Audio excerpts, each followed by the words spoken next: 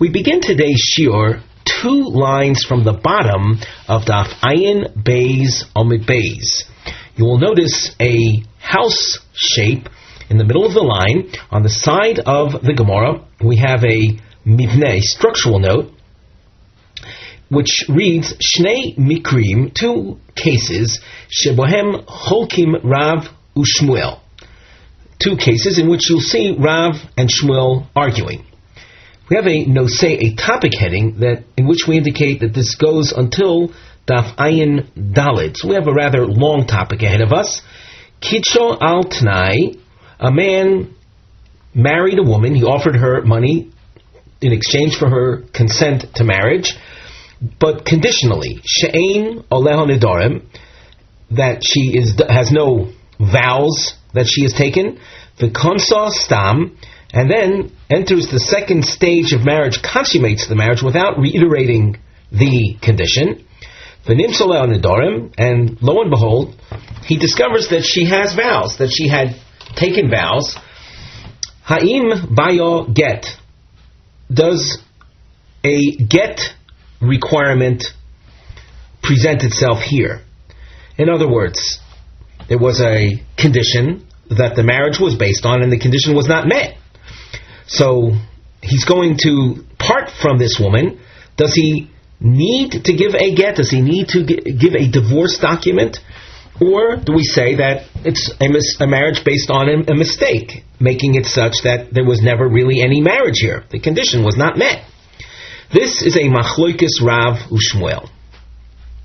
So, in terms of the format, just let us emphasize, we have the first stage of the marriage, whereby the woman becomes an Eishes Ish, with a condition stated. And then the chuppah, the consummation of the marriage, which might be several months later, the condition was not reiterated. The Gemara, Itmar, Kidsho al Tanai, a man marries a woman on condition that she has no vows, V'konsa stam, and then consummated the marriage without reiterating the condition, and it turns out she has nedarim, she had taken vows. Rav Omar Tzricha Heimenu get. Rav says that a get is required. The fact that he did not reiterate the condition at the point of consummating the marriage, which involves going under a marriage canopy and then an initial intimacy, so that makes it such that since it wasn't reiterated, so a get is required. Ushmuel Omar Eino Tzricha Heimenu get. Shmuel says the whole entrance to marriage was a mistake. The whole thing is based on a mistake, and therefore we call that a mekach tos. There's no need even for a divorce document. Omar Abaye. We continue at the top of Ayin Gimel Amud Aleph. Lo teimo taimei derav. Don't say that the reason for Rav requiring her a get, kevan de konsistam achuli achle letanoi, that since he consummated the marriage without restating the condition, that is a sign that he forfeits or forgoes or forgives on the condition. Don't say that. Don't say that he's forgiving of his initial stated condition, which if he did forgive that condition, he would be obligated then to pay the ksuba upon divorcing her. Elotaima de Rav, the reason for Rav saying that a get is required, lefi she'ein odom oisa biloso bilaznus, that when a person engages in intimacy, which is associated with the konsa, with the second stage consummation of the marriage, a person does not engage in intimacy as an act of harlotry. In other words, a person, when he does an act of intimacy, he does it with seriousness, with marital intents. We look at Rashi at the top line. Lo teimo kosova Rav. Don't say that Rav holds achulei letanoi uksuba boy lemesiv law, that he's forgiven on the condition and therefore he would have to pay the ksuba. im megarsha, if he divorces her. Elotaima de Rav, Rashi continues, le'inyan get.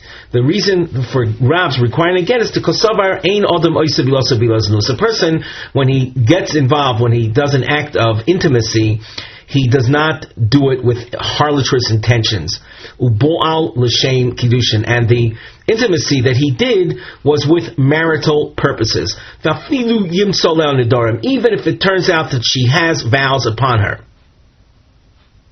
Avoliinyan mamona, but as far as money matters are concerned, and here we see a very interesting, it's almost an abstract phenomenon of what's splitting between we'll call it the realm of monetary concern and the realm of, we'll call it religious concern or ritual concern. So that as far as money matters are concerned, B'tnoi koi, he is maintaining his original condition. If it turns out that she really has nidorim, teitse v'lo ksuba, that she will leave, she'll be divorced without receiving the ksuba compensation. So it's an idea that one has to absorb, that he, on the one hand, is serious about the biyah that he does. He has marital intentions, understanding that even if it turns out she has violated my intentions, my desire that she be free of vows, even if that turns out to be otherwise, the act of intimacy is a serious act, creating a marital status which requires a divorce document to end it. However, as far as money matters are concerned, that's already a different story. I'm not willing to pay her the ksuba. That is part of his mindset when taking her in this way.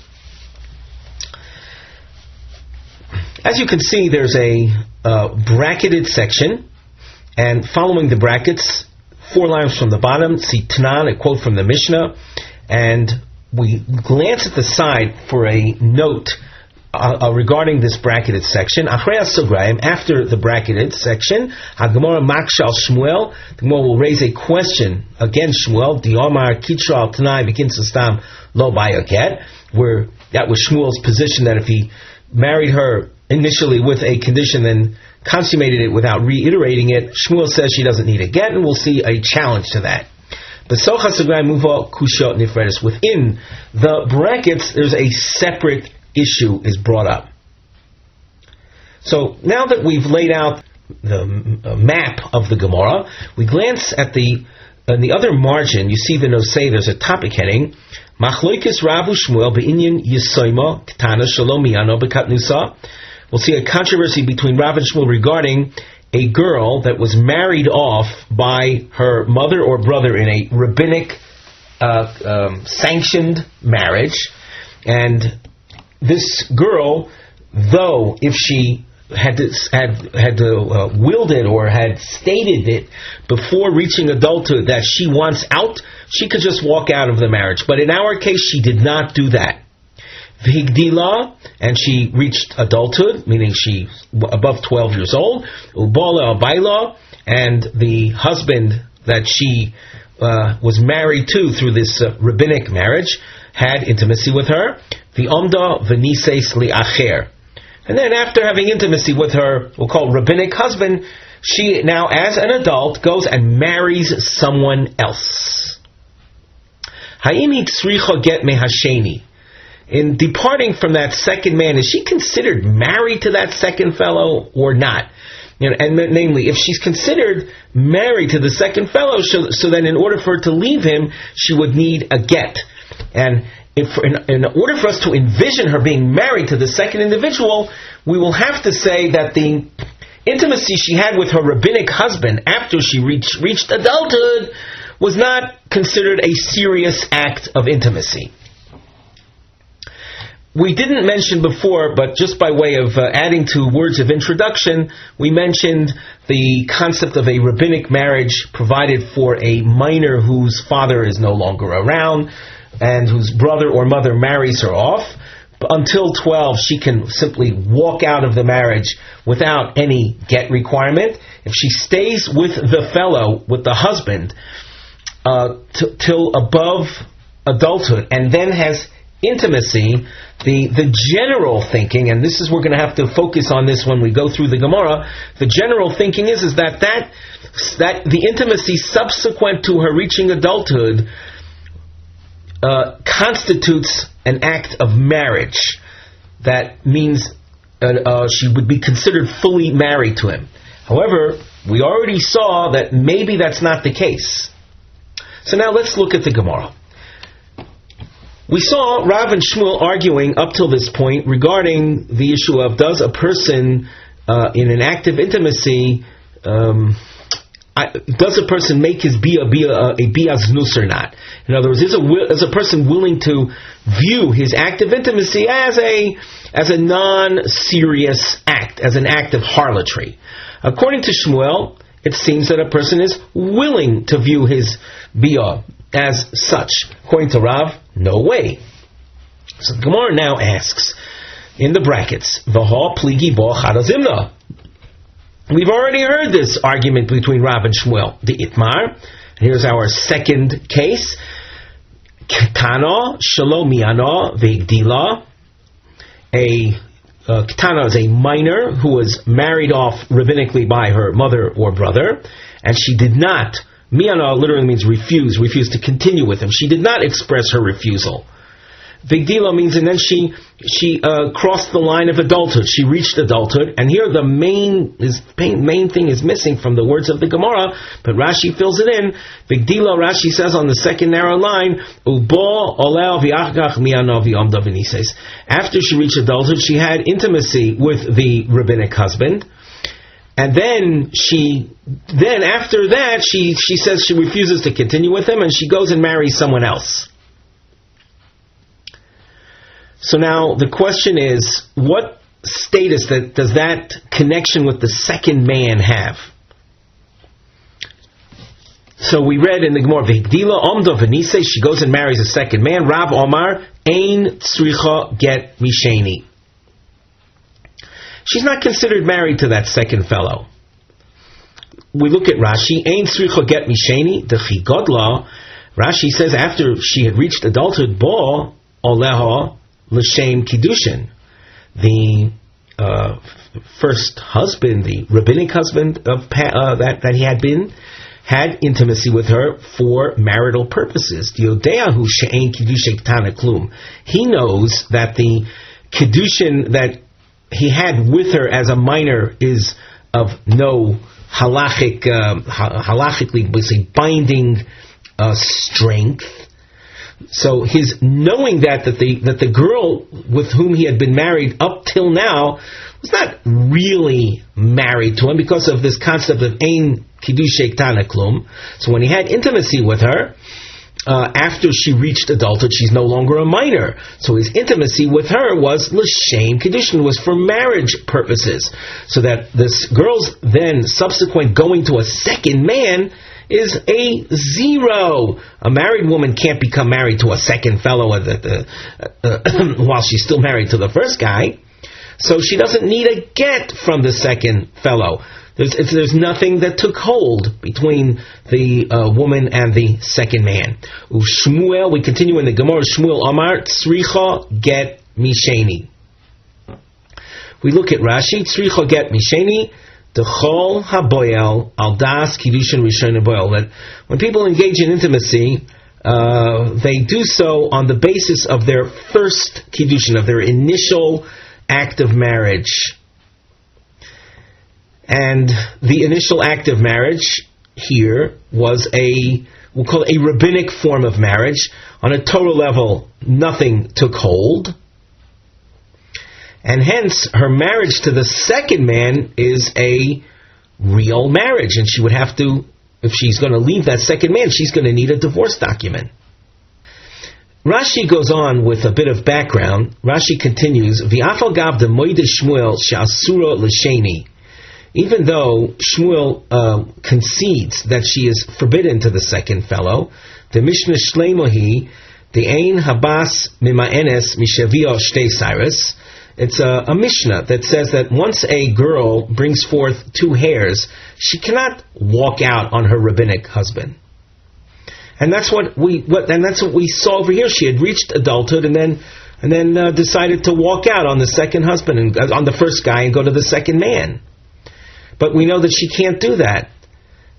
So how is it that Shmuel says that she requires a get from the second fellow? Get miho bayamine. A get nevertheless is required. That which the Rabbanan said that an adult does not have the ability to refuse continued a relationship with the first one is midrabanan, who that's only rabbinic. That means on a Torah level, according to this approach, according to Shmuel, on a Torah level, even after she reaches adulthood, she has the power of walking away from the first husband. And the intimacy that she had with him after her godless was based on the original rabbinic marriage, which on a Torah level is not a marriage. The original marriage is a 0 on a Torah level. The subsequent bia that she has with him is based on that original 0 marriage. The right that she has to walk out on him, she has on a Torah level. Therefore, she's a free agent when she goes and marries the second husband, and therefore, we require a get. Rashi continues, V'Rav Sovar Doraisahi. Rav says that the prohibition of the woman after she had intimacy, after her godlus with the first husband, the prohibition of her doing miyun, of refusing to continue with him, is a Torah level prohibition. She's restricted on a Torah level from walking out on him. Mishum dechi boil mishetagdil, because when she does have that act, when she does have the intimacy with that first husband, l'shem kiddushin boil. She did so, he did so with her for marriage purposes, and she's completely married to the first guy. Therefore, there is nothing there's no connection with the second fellow. So at this point, Rav says that she doesn't need a get from the second man. Shmuel says she does need a get from the second man. This seems to be the same machlokes as we saw already. In both of these cases, according to Rav, the intimacy was for kiddushin purposes. According to Shmuel, the intimacy was not necessarily for kiddushin purposes. The nafkamina, the practical issue is there a need for a get? So, once again, the question is, once we have Rav and Shmuel arguing about this, why do I need the second machlokes? The Gemara answers, tzricha. Notice we have a long answer. Di'i itmar behahi, had we taught what we have called the second case, where he had intimacy with the girl after she became an adult, behahi ka'omar Rav. There, Rav would say that the intimacy was for marital purposes, for marriage purposes. Mishum deleko tno, because there was no condition. And everyone knows that the initial kiddushin was the kiddushin with a ketana, with a minor, and it had no value. Avol beha, but in the first case, where it was a marriage with adults, but with a condition, the ika tana, in the first case where there was a stated condition, and the condition was not met, Ema Modi Le Lishmuel. I would have thought, without being taught Rav's position, I would have thought they would agree with Shmuel that since the condition was not met, there is no marriage at all, and there would be no need for a get. We look at Rashi, the Ika Tano, Rashi 4 lines before the wide ones, toward the end of the Rashi commentary. V'sovar hu, the husband figured, she'tikayem tana, that the condition he stated would be fulfilled. D'hoyol u'minsiv olei ein oleh neder. Since she went ahead and agreed to consummate the marriage with him, it must be she has no vows. V'lo masik adaite liv oil l'shem kiddushin. It doesn't occur to the husband to have the intimacy for marital purposes. Di'eno chofetz bi ishon adranis. He doesn't want a vowing type woman. So that in the case of a stated condition, I would have thought that when it turns out that his condition was not met, there is no marriage whatsoever. As Rashi says, he doesn't want a vowing woman, and therefore there would be no need for a get. So therefore, I have to teach, in addition to the machlokis that we have as Roman numeral number 2, I have to teach Roman numeral number 1. The itmar b'ha, and had we taught the case of with the condition, b'ha korma Shmuel, there Shmuel says there's no need for a get because he was relying on the condition. Avol b'hach, but in the case of the Tana that had Bia with the husband after she reached adulthood, Ema Modi Le L'Rav. I might have thought that in this case that Shmuel would agree with Rav. As we said, everyone knows that the kiddushin she had as a ketana was nothing, and therefore the subsequent bia that she had with the first husband was for marriage purposes, and therefore she then when she went ahead and married the second guy, nothing takes hold. So that's what I would have thought had I had stated the controversy, the machlokes between Rav and Shmuel, just in the first case with the condition. Therefore, I need to teach both cases. Now, as we said earlier, the Gemara is going to raise a question on Shmuel. Shmuel had said that there would be no, that when the marriage was made with a condition and the condition was not met, she can walk out even without a get. Now we're going to challenge that. Tanan, konso stam v'nimtzu oleo nedorim, teitze shelo b'ksuba. Ksuba hu delo baya. We can infer from this quote from our Mishnah that a ksuba is not required. Ha gita baya, but a get is required. My love, what is exactly the case of the Mishnah? The Mishnah quote that we just had of Konsistam, what happened? Oh, it's a continuation of the Reisha of the Mishnah. We spoke about this at length in our previous shiur. Is this section of the Mishnah a separate phrase or a continuation of the Reisha? We're assuming right now it's a continuation of the beginning of the Mishnah, namely, Kidsho al Tanai v'Konsistam, that he had married her with a stated condition and then consummated the marriage without restating it, and it turns out that the original conditions are not met. As we just inferred from this, you would need a get. Tiyufta to Shmuel, and that would be a refutation of Shmuel. The Gemara responds, and we continue at the top of Omid Beis. Lo, not like we thought that this Tanea quote is a continuation of the Reisha, but it's a separate case. Kitsho stam v'konso stam. The Seifah, as we call milsabapi nafshas, Rashi says it's a separate clause. And what happened is that there was a marriage, initial stage of marriage, or being presented money in exchange for agreement to marry without any stated condition, and the consummation without any stated condition, and that's why a get is required. Now let us just point out that the second phrase in the Mishnah, this most recent Tanea quote, is then telling us a ksuba is not going to be paid, but a get is going to have to be given. Rashi points out that later we're going to have to check that out. Like, why is that? Why a get, yes, which would indicate that we're disbanding a formal marriage, and yet no ksuba payment is going to be made to her.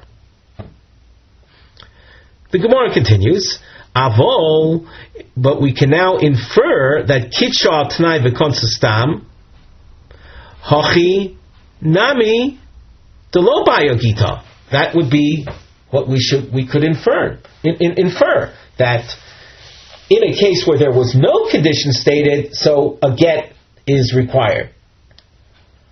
But if there was a stated condition that was not met, then, like Shmuel, not even a get would be required. Well, if that's so, Aditoni, instead of teaching the Reisha of the Mishnah as follows, Hamikadesh esu isha almanas she'ein oleh nedarim v'nimtzu oleh nedarim. A man married a woman on condition that she has no vows, and it turns out that she has. Eino mikudeshes. There is no marriage. Well, if Shmuel is correct, then Lisni, the Mishnah should have taught, Konsa stam v'nimtzu oleha nidarim eino mikudeshes.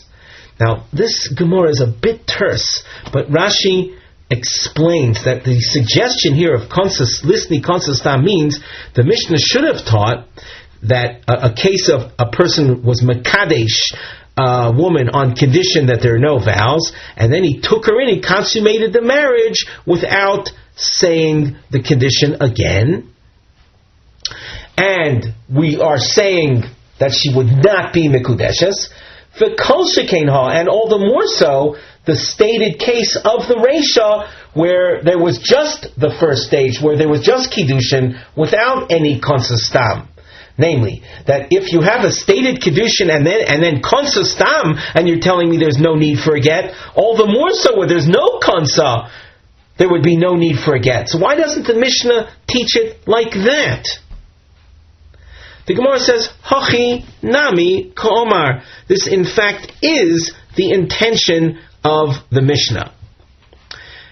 And it reads as follows, Hamakadesh esu isha almanas she'ein oleh nedarim v'konsa stam v'nimtzu oleh nedarim eino mikudeshes. The Rashi adds that when our Mishnah uses the term v'nimtzu oleh nedarim, that in fact is after there was a knisa, after he consummated the marriage. So that even though the knisa was done stam, eino mekudesh, no need for a get. A second case, kitcho stam v'konsa stam, where the kiddushin was done without a stated condition, and he took her in, he consummated it as well that way. Teitze shelo b'ksuba, she can be divorced without receiving a ksuba, without receiving the ksuba payment. Ksuba hu delo baya, ha gita baya. A ksuba is not required, but a get in that case would be required. The Gemara asks, Umay shno ksuba delo baya. Why are you saying she doesn't need to be paid a ksuba in that case of kitcha stam v'konsa stam? Di omar, because the husband can say, I efshi be'isha nadranis, I can't live with a vowing type woman. And Rashi adds that even though he didn't state the condition explicitly, it's as if it were stated. Well, ihachi, if you're viewing things like that it's as if the condition was stated and it wasn't fulfilled, it wasn't met, get nami loti boy. There should be no need for a get either. Now, Rashi adds very importantly, this whole discussion is within Shmuel. I hope that's clear. And Rashi says, "Get nami lo tiboy daha Shmuel lesle ein odam osa bilosa bilaznus." Shmuel does not hold that a person views his intimacy as an act of seriousness. Namely, within Shmuel's realm of thinking, it's possible that a person would actually conduct intimacy with a harlotrous intention, let's put it that way.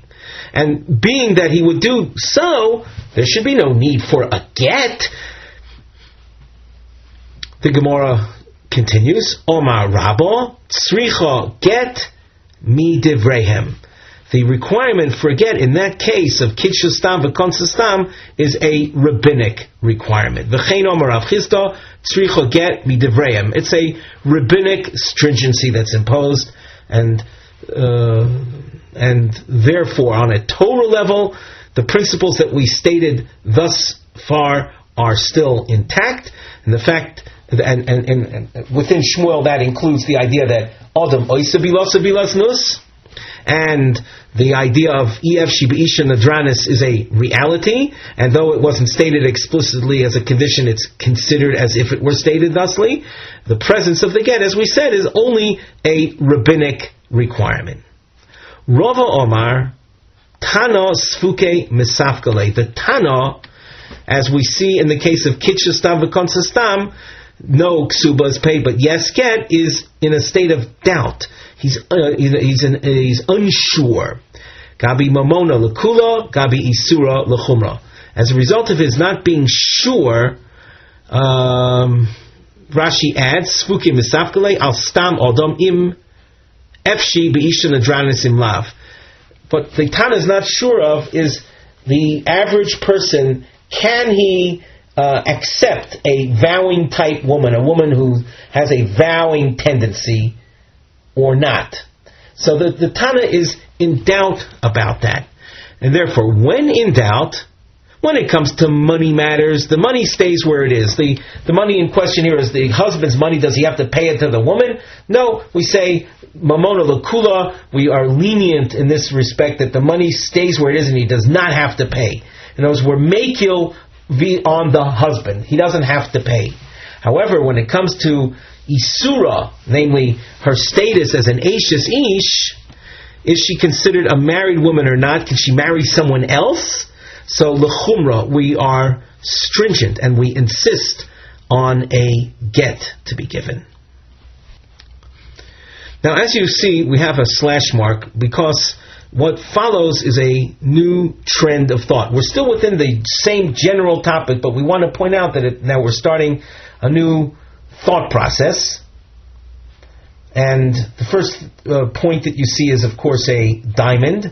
And they're also numbered 1 and 2. And on the side, under the Mivneh heading, you can see we've called the Shnei Lishonos B'divrei Rabba. 2 versions of Rabba. After we show that the first version is untenable, we then go into a second version of Rabba.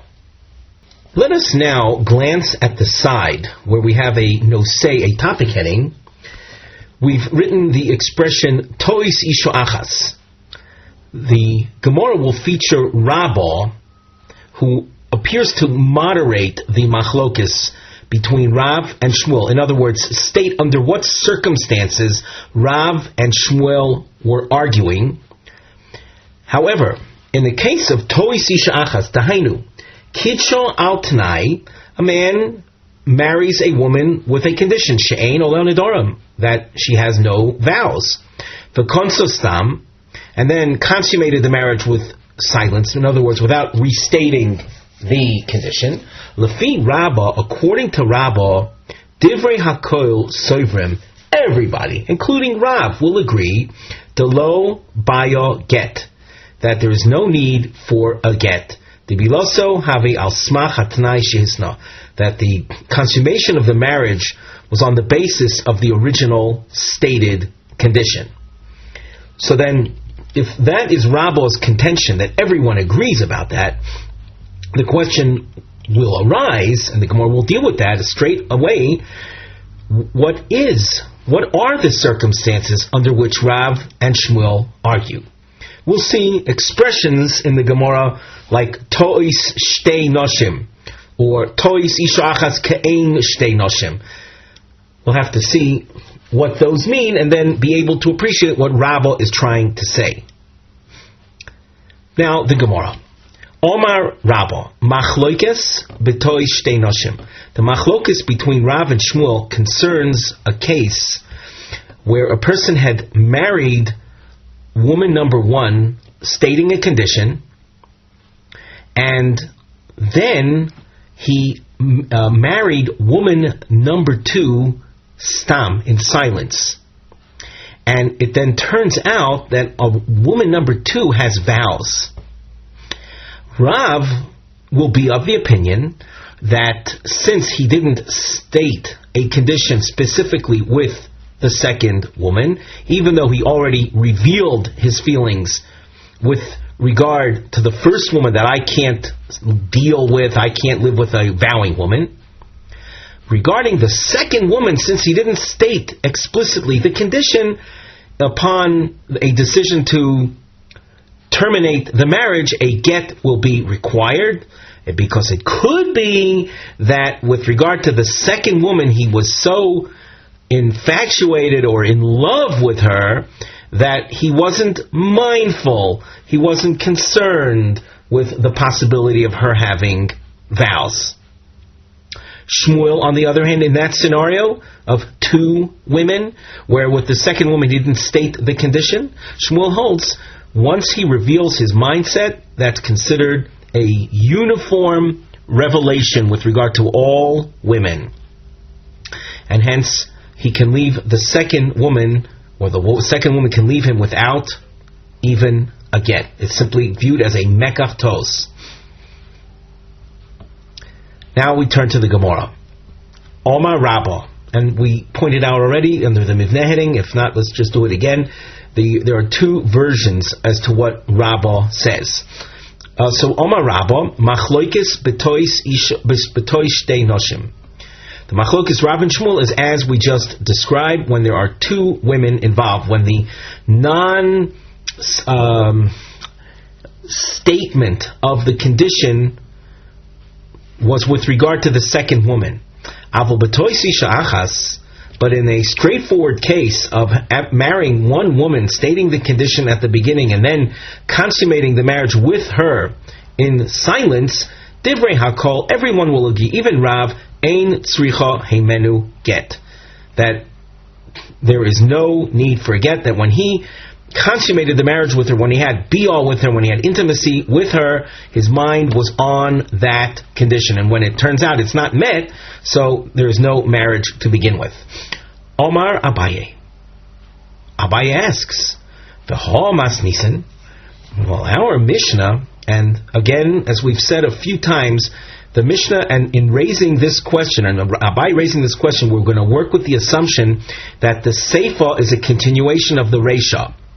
That the Reisha began speaking about a man was Mekadesh a woman al Tanai, that she has no vows, and it went on to say Konsa. That Konsa is a continuation.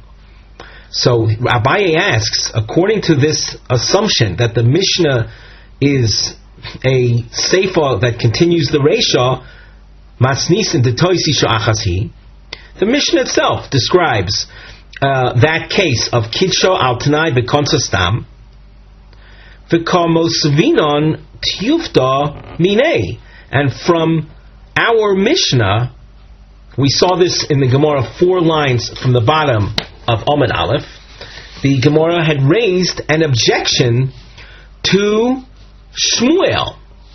So that if the Gemara is raising an objection to Shmuel, it shows that you can't say that L'divrei HaKoil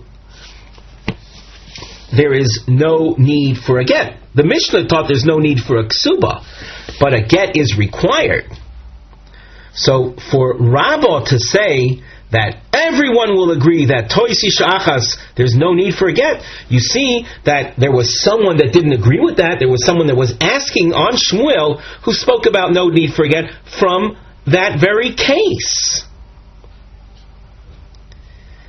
Elo I itmar hochi itmar. Well, if Rabbah said anything, it's the following. So we have a restatement of Rabbah. Omar Rabbah. Machloikis. The Machlokes Rav and Shmuel is betois isha achas ka'in shtei noshim. Avol betois isha achas greitza divrei hakoil eino tzricha heimenu get.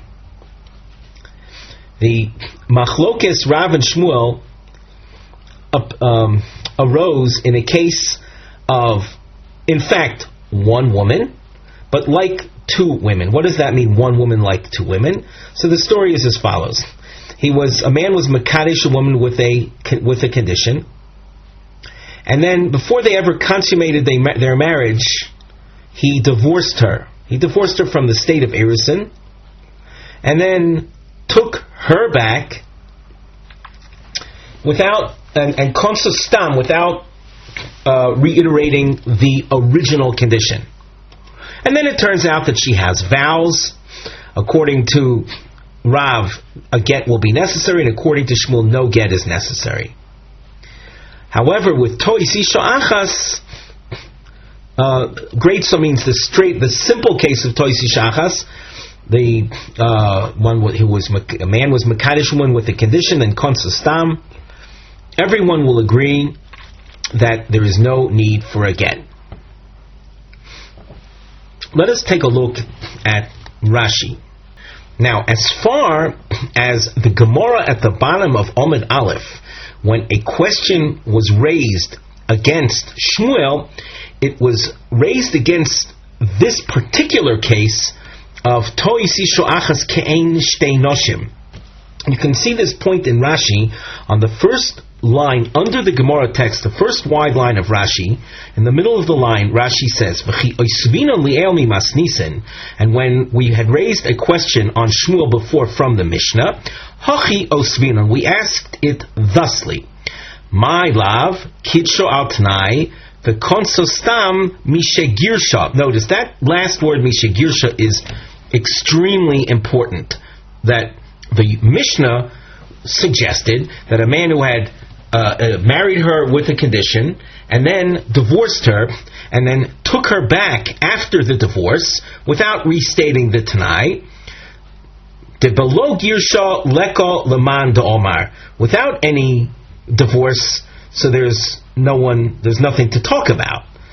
The hecha de girsha miha kotoni, however, where he does divorce her, ksuba lo baya, ha gita baya.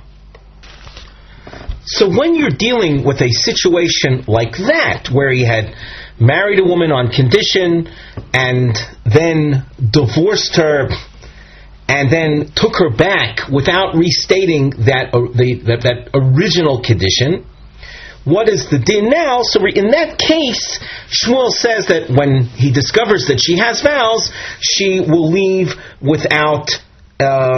She would be able to leave without a get. And regarding that case, we asked on Shmuel from the Mishnah. However, in a case where he married a woman and konsostam, and then it turns out that she has vows, Rabbah will tell you everyone agrees that she doesn't need even a get. Esvei. Now we have a new marking on the side of the Gemara, under the Mivneh heading, these crown shapes, which continue, by the way, onto Ayin Daled Amud Aleph. These crown shapes represent Kushos al Rabba. Rubam, most of them are Mimakoros Shebahem Royim Delo Divrei HaKoil Sovrim Kirabba Ela Pligi Badovar. From these sources, we're going to think that we see that, contrary to Rabbah, not everyone agrees that in a tois isha acha situation that the marriage can be disbanded without a get. So now the Gemara. Esvei Abaye. Kitsha betois, a man married a woman with a predicated on a mistake. Upachas mishava pruta. When we speak about a man marrying a woman betos, the thinking right now is a tois concerning vows, that he thought she had no vows and it turns out that she does, or he offered her less than a pruta in seeking her marriage. Pruta is the smallest, let's say, understood currency or denomination, and he offered her less. V'chein cotton shekidesh, likewise a minor that marries a woman. These are all examples of things where the marriage doesn't really take place. But this was done, any one of these were done, even though the husband sends gifts afterwards, in any one of these cases, either the kiddushin b'tois or the pochs mishava pruta or the cotton shekidesh, even though he sends gifts to the arusa afterwards, and he may very well, and he's in this scenario, in the case, let's say, of a marriage with a cotton, he sends the gifts after he becomes a gadol, after he reaches bar mitzvah. He sends gifts to the arusa, to the woman. Eino mekudeshes. Those gifts do not represent a correction, a tikkun of the original faulty kiddushin. So they don't represent rectification. Therefore, she's not mekudeshes. Why? Shemachmas kiddushin horishonim sholach. The gifts that were sent were predicated on the original faulty kiddushin. V'im bo'alu konu. If there is intimacy, though, the intimacy results in a kinyan, in establishing a marriage. Reb Shimon Yuda Omer Mishum Reb Shmuel Omar im bo'alu lo konu. If there is there's a subsequent act of intimacy, it does not serve as a means of establishing the marriage. Now, in this Tanaic source, the toisi sho'achasi, it's an example of a mistake in the straightforward fashion, namely, there was kiddushin with a condition, like the opening of the source said kitcha b'tos. There was a kiddushin predicated on a mistake, on a condition, and then the mistake was discovered. Upligi, and you see that there is a machlokes. My love, tois nedorim. Is it not our case of a man was mekadesh woman, that I'm marrying you on condition that you don't have nedorim, and it turns out that she has, and the Tanakama says that if there was subsequent biyah, then there is a kinyan. The marriage is consummated. It's established. Let us take a look at Rashi on in the wide lines. My lav tois nidorim. We're looking at Rashi at the sixth of the wide lines. Shehisno imo almanas she'ein olel nidorim. He made a condition that I'm marrying you on condition that you don't have vows. Vitaso, and she tricked him. Shehoyu olel nidorim. V'chein lemumin, and likewise with regard to blemishes. V'ulechol tanai shiyasne. In other words, you can have a condition on condition that you don't have blemishes, and it turns out she does, or any other condition that he may state. And the Tanakama said, that was opinion Aleph in the source, that if there was an act of intimacy that followed, it establishes the marriage. You see here that there is an opinion that says, even in the case of a condition, lo boil inish adaito de tana, that the bia is not done with that tanai, with that original condition in mind. The masik adaite, because it occurs to the man dilma lo mekayim v'havio bilas nus, that the tanai might not be fulfilled, and the bia that I do would end up being an act of harlotry, and I don't want that. I don't want my bia to be an act of harlotry, and therefore it is koneh. It establishes the marriage. So you see here an opinion against, or would say that the issue is a controversy, not like Rabbo said, that toisi shachas, everyone agrees, no need for a get. When you say bo'alu kanu, means you establish a marriage, and that means you would need a get to disband this marriage. The Gemara says loi. That's not the understanding of the word tois at the beginning of the source. Rather, tois pachos mishofa pruta. When it said at the beginning of the source, kitcha betos, it means he had offered her less than a pruta in exchange for agreeing to marriage. And regarding that, the source said, in bo'alu kanu, because people know that a Kiddushin cannot be established with less than a pruta, and he came to his senses, and when he had the bia, when he had the intimacy, he did so with Kiddushin in mind, with establishing a marriage. But a mistake or a condition concerning a marriage based on a tois of a Tanai, a condition that was not met, it doesn't occur to the person that when he's boil that he ought to be doing it l'shem kiddushin, because he is relying on the original condition. So now we turn with that in mind. Then we would have dispelled the question on Rabbah. Now you notice that we have a bracketed section. If we take a look at the starred note on the side of our Gemara, after the brackets, the Gemara will present another question on Rabbah. Within the brackets, we're going to raise a question on the answer we just gave on behalf of Rabbah, and then answer this question, so that after the bracketed section, we're still with the we'll say the mindset that Rabbah is okay, that you don't see any objection to Rabbah from the first crown source. Now that we've laid out the structure of the Gemara, we go into the bracketed section. In order to defend Rabbah, we had to say that the beginning of the source that spoke about Kesubos was not talking about a tois, a mistake, where there had been a marriage based on a condition that was not met, but rather it was pachos mishava pruta. But doesn't the source itself feature that case in a separate clause? So Gemara asks, pachos mishava pruta? Behedya katani la. Kitsha b'tois u pachos mishava pruta.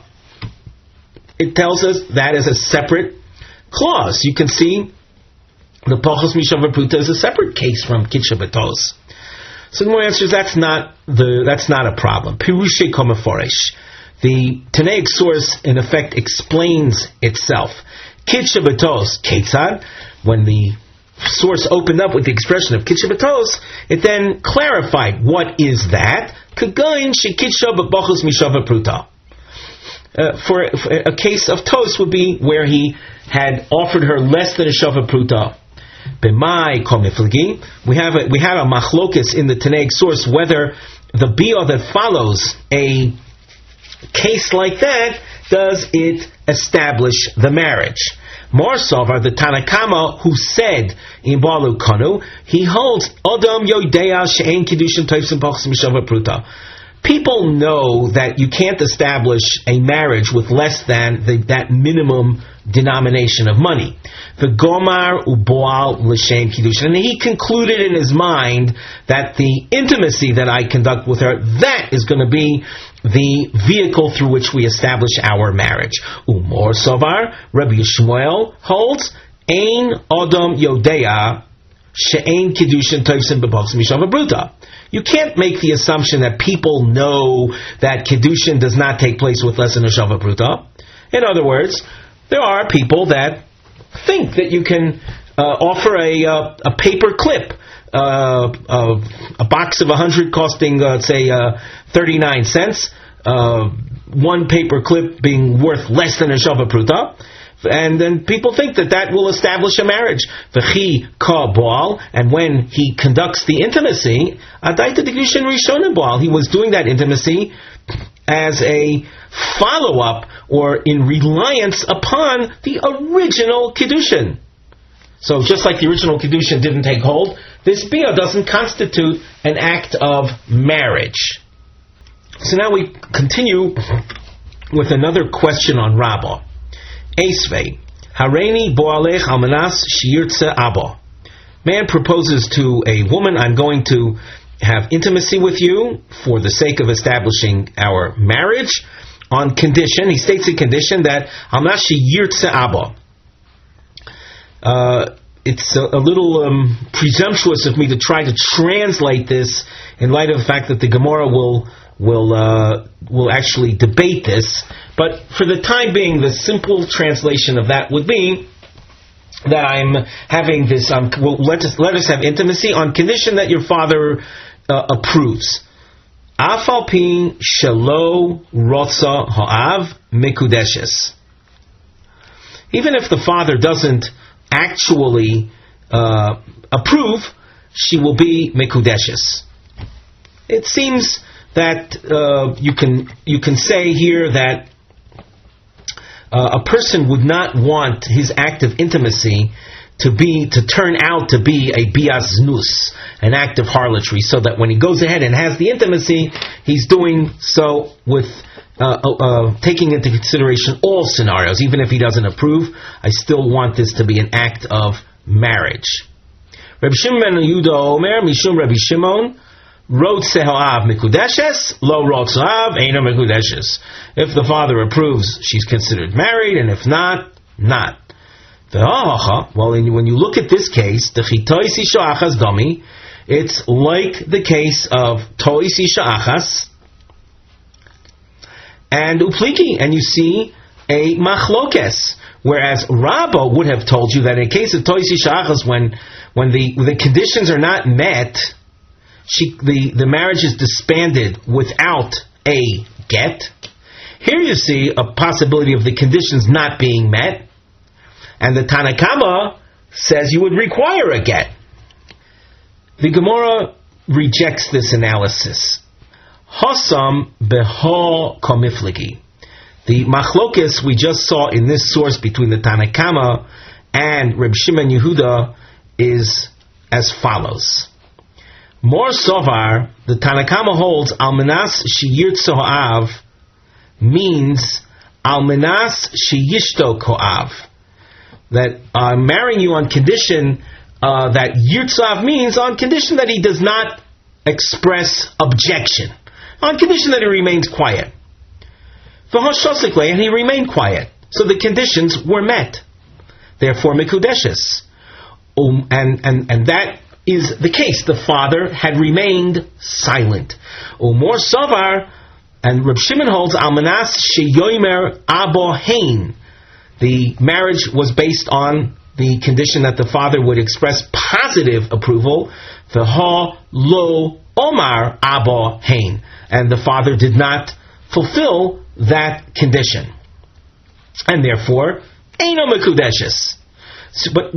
But you do not see here a case of, we'll say, non-fulfillment of conditions, and nevertheless there is a marriage. As far as that type of case, non-fulfillment of conditions, everyone will agree, no marriage, and hence no need for a get. Just like Rabbah Esvei.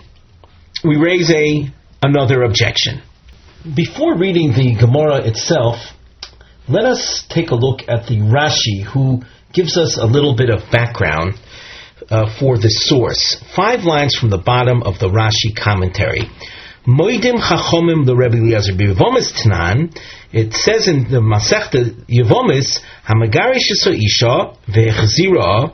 A man divorced a woman and then remarried her. Umeis, and he dies without children. And there's a surviving brother. Muteres layovam, the divorcee who was then subsequently married. So she is a widow now. And as such, a widow with her husband leaving no children marries the surviving brother. Rebbe Ozer. Rebbe Ozer says, I can't allow that. In that case, I won't allow yibum. The Rebbe Ozer. There, Rebbe Ozer explains, his reason for Rebbe Ozer is explained, the gozar mishum yasoima b'chaye ho'av. V'hi hamufureshes kan shahodu lo chachomim ba. There's a case called Yasoima b'chayav, which we'll explain shortly, that led Rebbe Ozer to impose a yibum restriction in the case of Megarish Isha Verzira. However, in the case that Rebbe Ozer is referring to, in other words, the case that led him to make the Gzera, that case, the case itself, even the Rabbanan agree that there is no Yibum. So let's see the case. The Gemara. Moidim Chachomim l'Rebbe Eliezer. The Chachomim who argued with him in Maseches Yevomis will agree to a Yibum restriction in the following. Biktano Shesi Avia, a minor who was married off by her father. Now that marriage is a full-fledged Torah level marriage. Vinisgarsha, and then she was divorced. The father received the get on her behalf. That's a full-fledged divorce. Vihi Yesoyim b'chayoav. She has a very unique status, and she's called an orphan in her father's lifetime, which means that once a woman enters Nisuin, even though she was married off by her father, but upon entering Nisuin, she leaves the realm and the control of her father altogether. And therefore, she's considered as if she's an orphan, even though her father's still alive. V'hechzira. And that girl, while she was still a ketana, while she was still a minor, was then taken back by the man that had divorced her. Now, the actions of a minor, let's say, or her accepting the marriage on a Torah level has no validity. On a Torah level, let us point out, she is considered a divorcee of that man. Now, we described her being taken back by that man. The taking back, we'll say, that second marriage, that remarriage, is not of any halachic consequence. So, halachically speaking, she's a divorcee. Now, the man then dies, leaving no children. But he has a brother. What does this girl do? This pseudo-widow, but real gerusha do? Shecholetzes v'lo misyabemes. Chalitza is done, the shoe removal ceremony to release her from the Yibum bond is done, but she cannot marry that surviving brother. Her divorce was a full-fledged divorce, and as I'm sure many of you know, a man cannot marry the woman divorced by his brother. So she's a brother's divorcee, so she can't do Yibum, she can't marry him. V'ein chazorosa chazora gemura. The subsequent remarriage that she had to the man that had divorced her is not considered a real marriage. So she's called grushas ochiv, which is punishable by kores if the brother were to marry her. Bamed v'mamurim. Under what circumstance do we say this? Shegirsha kshiktana v'chsiruk kshiktana, where the divorce had taken place while she was still a minor, and as we said, the father accepted the divorce on her behalf, that making her a full-fledged divorcee, and the subsequent marriage to the man, to the husband, was while she was still a minor. So that's her remarriage was not a serious matter. However, if she were divorced as a minor and then remarried after she became 12 years of age, or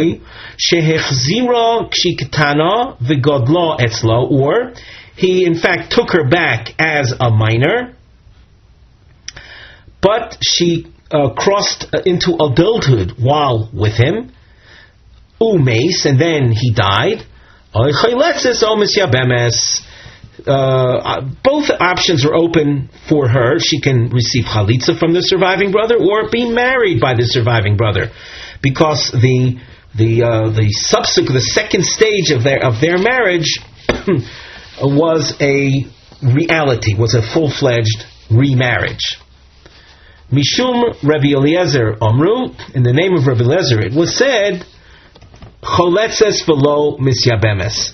Chalitza, yes, but no yibum. Even in the case where she was taken back as a gedola, no yibum. There's a Rashi says that the reason for this position of Rabbi Eliezer is that he makes a gzeira onto the case of the Yisoyme B'chayoav case. In other words, the first part of this source, which we saw was something everyone would agree with. Now, in looking at this source, the Gemara points out the case where she's taken back as a ketana and she crosses into adulthood with that husband. The ketois isha achas domi. It's the same, we'll say, format as the case of tois isha achas, namely an original marriage that was faulty, that was weak or non-existent, and then a subsequent, with Godla Etzlo, she crossed into adulthood, staying with him based on that the remarriage done under faulty circumstances, and that subsequent bia that took place after she reached adulthood with him, we see is upligi. They argue. In other words, the Tanakama said that yibum was a possibility, meaning that the marriage took hold, and if the marriage takes hold, if you were to want to disband that, you would need a get. Rabbi Eliezer says not so, but what do we see from this? We see that cases that follow that tois isho achas model, where there was an original faulty kedushin and then a subsequent bia. Is that subsequent bia predicated on the faulty kedushin or not? And you see here people that say it's not predicated on the original weak kedushin, meaning a get would be required. What did Rabbo say about cases like that? He said, Divrei hakol eino tzricha himeno get. So as we said, we'll just restate that at this point the thinking is that this case with the Ketana and subsequent Godla Etzlo is like the case of Tois Nidorim, where a Kiddushin was made conditional, that she has no Nidorim, and then it turns out that she has Nidorim. There would be an argument. Does that case of that marriage require a get to disband it or not? And that is a problem for Rabbah, because according to Rabbah, everyone would agree that when the conditions are not met, whatever subsequent bia that had been after the stated conditions, the subsequent bia was predicated on the original kiddushin. Conditions not met, no marriage whatsoever. Well, we then have a problem. So the Gemara responds, Hasam nami beha komiflagi. There too, in the case of Rabbi Eliezer and the Chachamim with the Yibum story, they argue concerning the following. Mor sovar odom yodea she'ein kiddushay ketana klum. The Tanakama holds that everyone knows that the kiddushin of a minor is nothing. V'gomer ubal l'shem kiddushin, and the subsequent bia that he had with her after she reached adulthood, he did so with marriage intention. Umosavar, Rabbi Eliezer would hold, ein odom yodea she'ein kiddushay ketana klum. You cannot assume that people know that the kiddushin of a ketana is of no value. Rather, people might very well think that there is something to it, that the kiddushin of a ketana is meaningful. V'chi kabal, and when they have the subsequent intimacy, adaito de kiddushin harishonim kabal, it was predicated on that original kiddushin, which, of course, was worthless. However, in the case of a kiddushin predicated on a t'nai, in other words, a conditional kiddushin, and then he takes her in without restating the kiddushin, and it turns out the conditions were not met, everyone will agree you don't need to have a get. Because when a condition is stated at the outset, there's no reason for the husband to think that the conditions are not going to be met. And he therefore has the biyah based on the original condition. And when those conditions aren't met, there's no marriage, no need for a get. So once again, we show how Rabba's position can be maintained, and that the machlokisim that we see in this source and the previous source concerned a different issue altogether. Namely, how much can we assume people know about, we'll say, faulty kedushims? The Gemara continues, It Barnami, Omar Rav Acho Bar Yankov Omar Rav Yochanan. This Itmar Nami means it's stated likewise, like Rabbah, the Toisi Sha'achas Greda, it does not require a get. This Rav Acha quoting Rabbi Yochanan said, "Hamakadesh al Tanai," a kiddushin that was made with a stated condition, uboal, and then a subsequent intimacy, and then it was discovered that the conditions are not met. Divrei Hakol Eino Tzricha Heimenu get. Everyone will agree there is no need for a get. The Gemara continues with another question. You see, the Eisvei, we have this marked as a long question on this particular shita, that a conditional condition followed by a biostam, and the condition not being met, we're of the opinion right now that everyone holds no need for a get. Well, let's see. Eisvei Rav Acha Brei de Rav Ika Bar Achtei. Rav Acha, the son of Rav Ika, who was apparently the son of his sister, which means that Rav Acha's sister's son raised the following objection: Chalitza muta'as kshera. We should point out, by the way, that this is a long question. There's a concept known as chalitza mutas. The word mutas comes from the word tos. A mistaken chalitza is kosher. That means the widow would be released from the yibum bond and allowed to marry anyone she wants. Ezohi chalitza mutas. What is meant by a chalitza mutas? You notice we have a bracketed section. If you skip the brackets, you'll see the sheet of Rabbi Yochanan, the one that we are working with going through the Gemara. Within the brackets, there's another shita, that of Reish Lakish, but it is not accepted as far as this particular piece of Gemara is concerned. So if we just skip the brackets for a moment, what is a chalitza mutas that's said to be kosher? Omar Rabbi Yochanan kol she'omer lo. Any yavam who is told, apparently we're dealing with a yavam that is not so interested in going through the chalitza ceremony. And they tell him, Chalotz lo almanash shetitein loch mosayim zuz.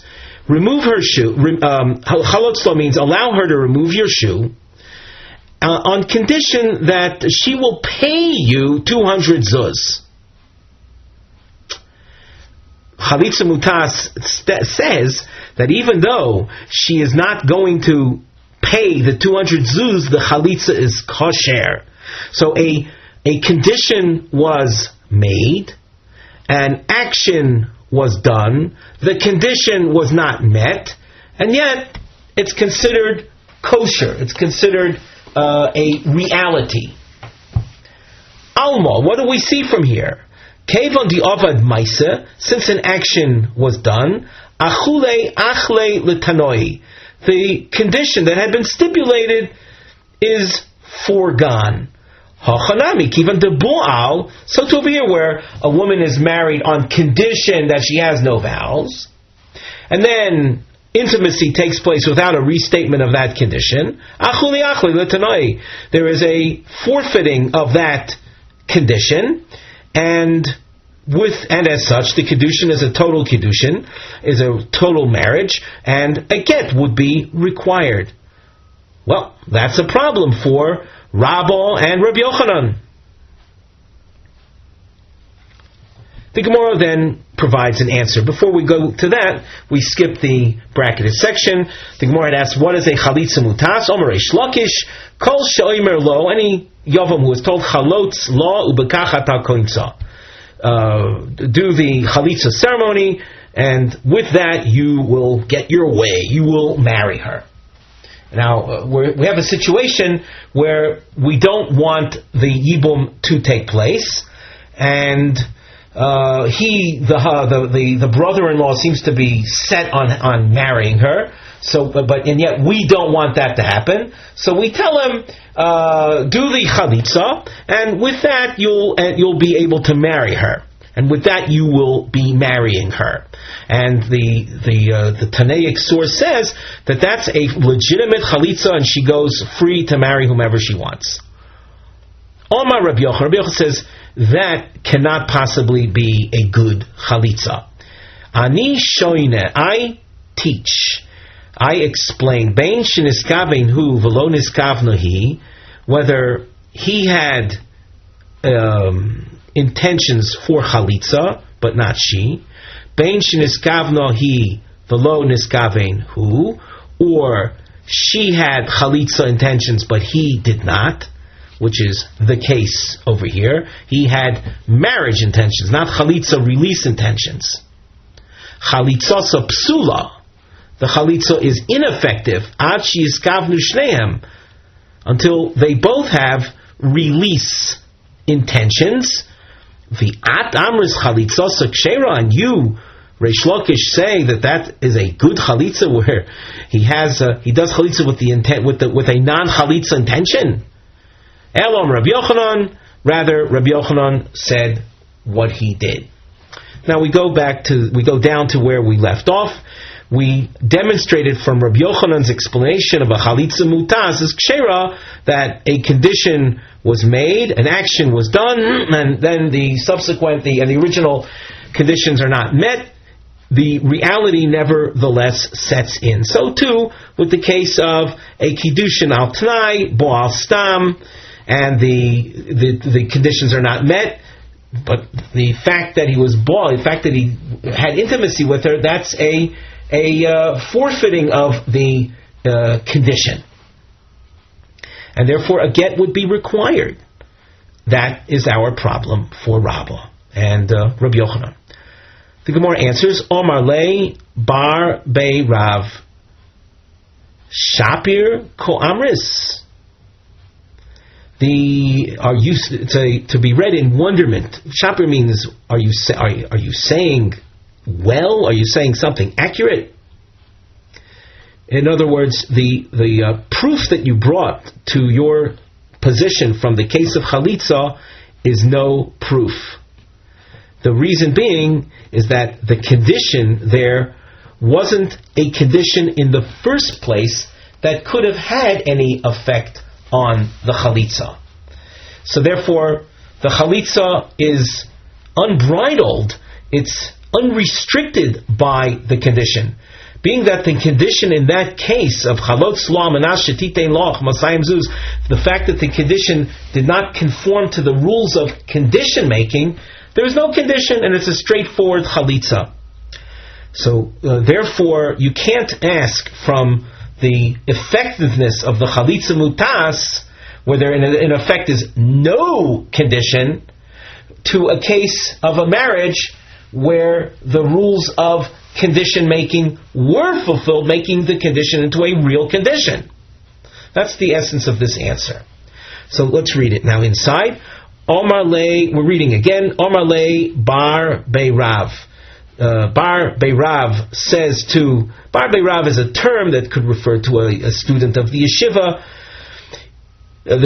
Not necessarily a formal name, but he responds to the question raised by the son of the sister of Rav Acha above. So the bar beirav says to the son of the sister of Rav Acha, Shapir Koamis, is your question reliable question. Mifti, kol t'nai mehecho gamrinon. All conditions, when we make conditions, from where do we learn the rules of condition making? Mitnai b'nei Gad uvnei Ruvain.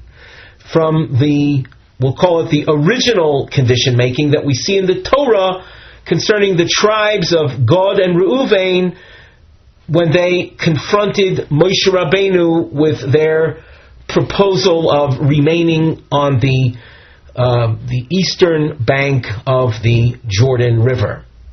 We're not going to repeat the entire biblical passage concerning that encounter, but nevertheless, there are rules of condition making that we learn from there. And one of the rules is Tno de Efsher Likumi Ayadei Shliach Ki Hasam, conditions that can be fulfilled through an intermediary. Have Tnoi Tno. The condition is considered a binding condition. In other words, when someone makes a condition, it has to be a type of condition that either the speaker can fulfill the condition, or we'll say the listener can fulfill the conditions that are posed, or an emissary of the listener, an agent, a shaliach. Delo efshir l'kum yadei shaliach, an act that cannot be fulfilled through an agent, and the immediate example of that is our case of chalitza. Only the brother-in-law does the chalitza ceremony. Only he can fulfill the, we'll say, the partner in the ceremony of the shoe removal. He can't appoint someone to be a stand-in for him. So, a type of case where the act or the condition cannot be fulfilled through a shaliach, ki hasam, like the case of chalitza, lo have tana. The tanai is not a tanai. So therefore, the case of the conditional chalitza is not to be paralleled, is not even to be raised as an objection to the case of a conditional marriage. The Gemara asks, but v'ha bia delo efshir l'kumi ayidei shaliach ki hasam v'kohavi tana. The case of someone who has intimacy for the purposes of establishing a marriage, like the case of I'm marrying you on condition that you don't have vows. Now, you can't have a stand-in. Bia is an act that the husband himself does. It's an act of intimacy that the husband himself does. You can't have an emissary for that. And yet, we see that conditions can be made. We saw an example of this on Ayin Gimel Amid Beis. You can see this in the using the markings, the second to last crown marking, and the frame section said Hareini Boalech Almanas Shiur Tzaba. Bia was done with a condition stated, and that condition was taken seriously. So just like there, you couldn't have a shaliach, and yet the condition was okay. Why not? Why do you say that the case of chalitza cannot be raised as an objection, where you don't, even though you don't have a shaliach possible, it nevertheless is considered it should be considered a condition. The Gemara says, Hasam, in the case of Kiddushin, Mishum de Iskush Havayas Lahadodi. All the different forms of Havayas. Havayas means to establish a marriage. All the different forms of establishing a marriage are compared to one another. And the result of that is, other forms of establishing a marriage, like offering a woman money, or a shtar, a document, just like Kiddushay Kesef and Shtar can be accomplished through an agent, instead of the man himself, the husband himself, giving the woman to be his wife money, he can have an agent giving her the money on his behalf, and it works. So by virtue of the fact that there's precedent in the realm of marriage establishment having an agent functioning, so with regard to Bia also, we say that the condition that's made surrounding the Bia, even though Bia per se is not subject to an agent, but since the other forms of marriage establishment are done through an agent, and hence a Tanai is effective, so too in the case of Bia. However, as we pointed out before, the case of Chalitza, though, in no aspect of Chalitza can an agent be used, and therefore conditions made in the realm of Chalitza are a non-condition, they're a non-starter, and therefore the fact that Chalitza mutas is kosher is basically because it's a full-fledged Chalitza without a condition. However, someone who marries a woman on condition that she doesn't have vows, and it turns out that she does have, there the condition was meaningful. And with the lack of fulfillment of those conditions, there is no marriage. If there is no marriage, there's no need for a get. And with that, Rabba and Rabbi Yochanan, their positions are maintained.